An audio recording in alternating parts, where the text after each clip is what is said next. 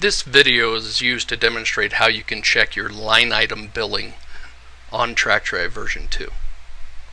So I'm going to go ahead and click on billing, and it defaults to usage, but if you're browsing through the billing menu, either click on usage or the usage tab is here.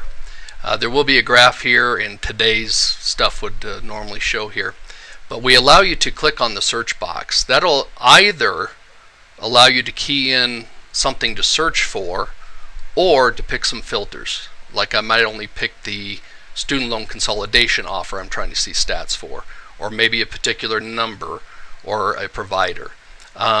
So I can click search there. Now I don't have any data in my system yet, so I'll just continue the options here. I can do the time frame. There's some predefined time frames up here, or I can just, as it is throughout our date selector throughout the system.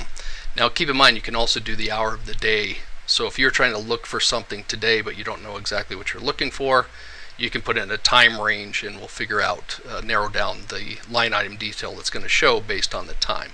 Normally you're going to go from midnight to 11:59 p.m. to cover the whole day range. Okay, so I'll go back to today. And then how many results you want to see per page, you can go up to 250. Now if you'd like, after it shows the results, you can click on export and it will show the results of whatever time frame and ranges you put in the search box. The refresh screen, or refresh button, I'm sorry, will just allow it to refresh any additional data that's come in since you last looked at the beginning of the report. And in settings, as we have with any of our inquiries, you can change which columns are showing to you, or leave it in auto, which will show all of the columns.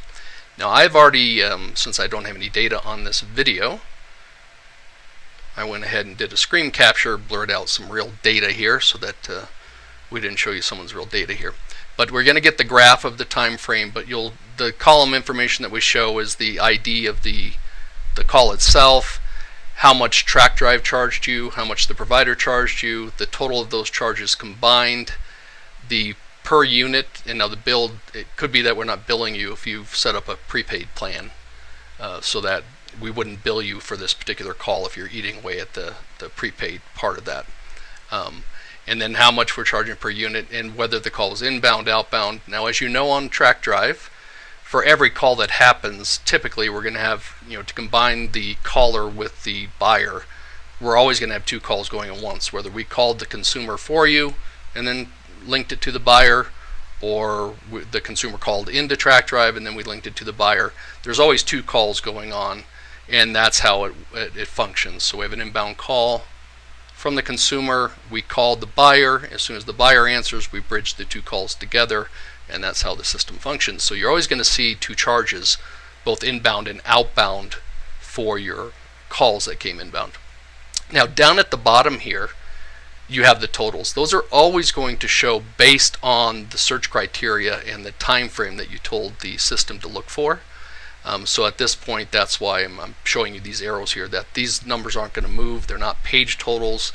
They're actually the grand total of what you filtered for, so you can quickly see what your charges are when using the TrackDrive system.